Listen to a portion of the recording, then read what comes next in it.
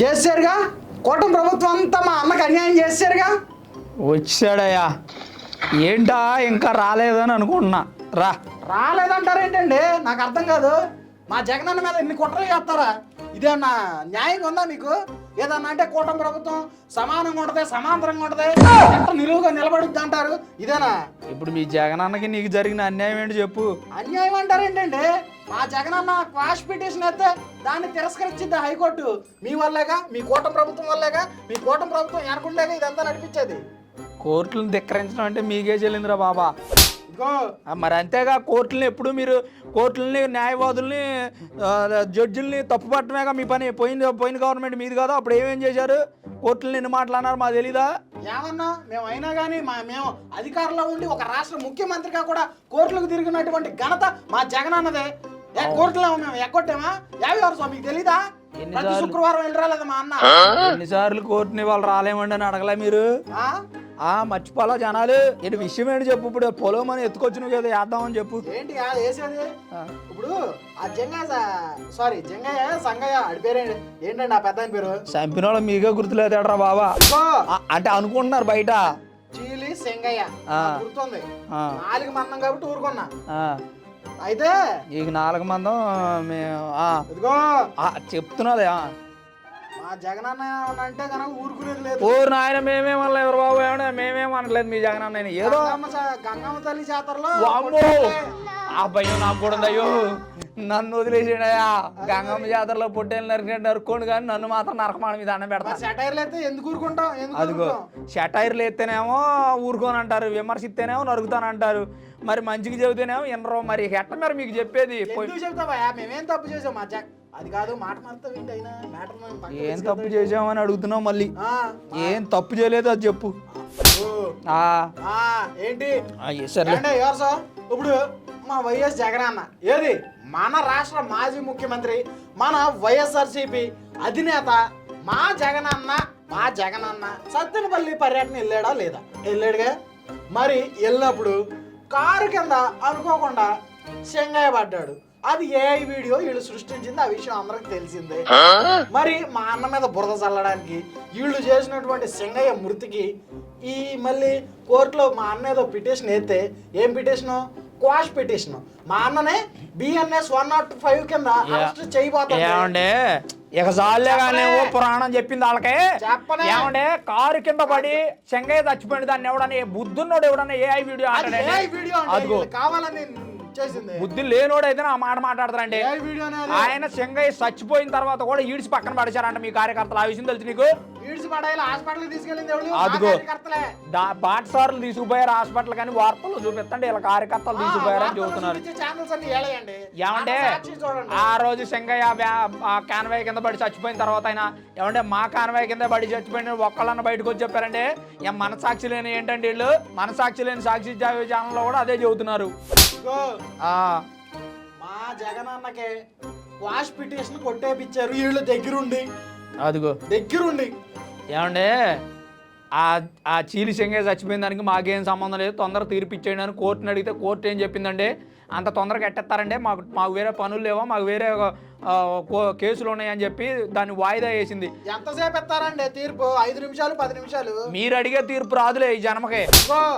అంటే శంగయ్యను మేము చంపలేదని తీర్పు ఇవ్వమంటున్నారు మీరు. మరి మా అన్న చంపలేదు అంత ఆశామాషికి ఇది మరి కోర్టు మరి అక్కడ సాక్ష్యాధారాలు పరిశీలించాలి.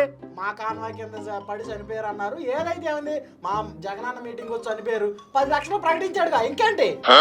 చంపేసి 10 లక్షలు ఇవ్వడం కామనేగా మీకు. అంటే అనుకుంటున్నారు బయట. ఎట్ట అనుకుంటారా? ఫస్ట్ అసలు శంగయ్య ఎడ చచ్చిపోయాడు మాకు తెలియదు అన్నారు. తర్వాత ఏదో వ్యాన్ గుద్దింది అన్నారు. ఏదో వ్యాన్ ర్యాలీకి వచ్చిన ఆ పర్యటనకు వచ్చిన వ్యాన్ గుద్దింది. వాటిలో మా అన్న కాదు. తర్వాత ఏమో దేవునే సంబంధించిన వ్యాన్ గుద్దింది అన్నారు.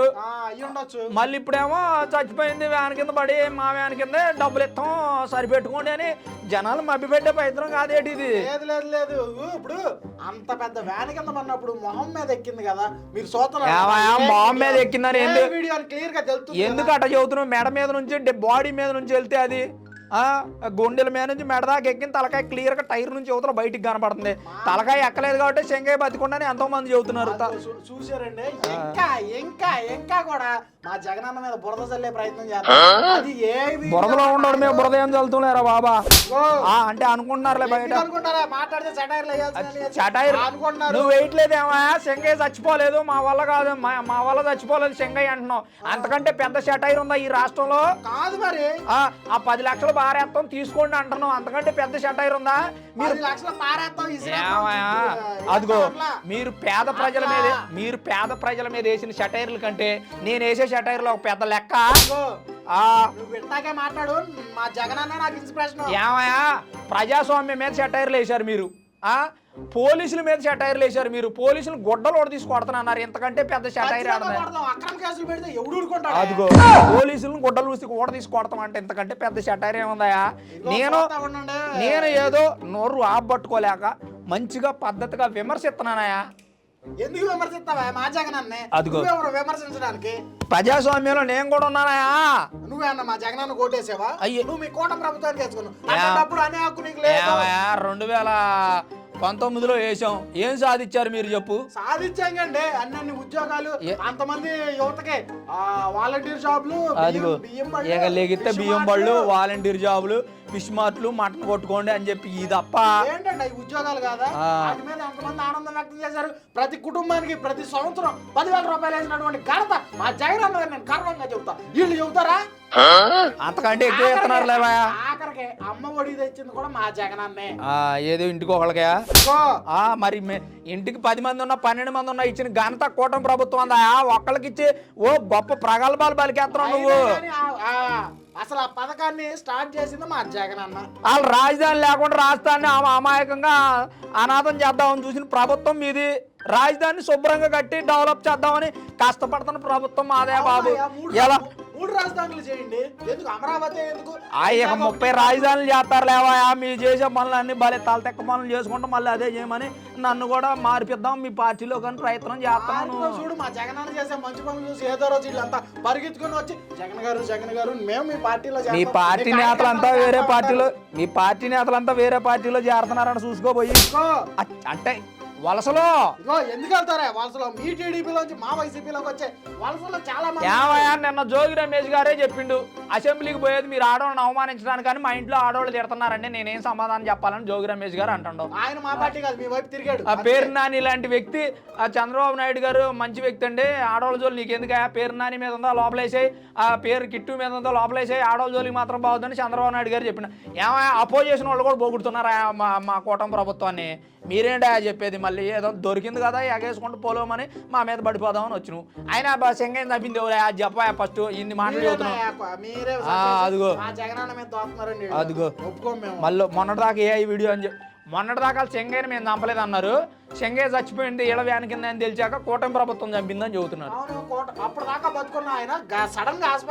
అసలు ఆ వ్యాన్ దోళ్ళు, అసలు ఆ కాన్వాయ్ దోళ్ళు రమణారెడ్డి గారు అనే ఆ కానిస్టేబుల్ ఏఆర్ కానిస్టేబుల్ అంట. మొదటి నుంచి జగన్మోహన్ రెడ్డి గారి దగ్గర పనిచేస్తానంట ఆయన. నీకు తెలుసు ఆ విషయం? అభిమానులు వేసుకొచ్చి జనాలు చంపండి అనుకుంటున్నారు జనాలు బయట. అనుకో ఈ రోజు హైకోర్టులో జరిగినటువంటి దారుణం ఎందుకంటే అసలు మీకు హైకోర్టులో జరగంది ఎప్పుడు రా బాబా? అంటే ఖచ్చితంగా ఇదిగో నా చేతిలో కొట్లకే బలవుతావు మా జగన్.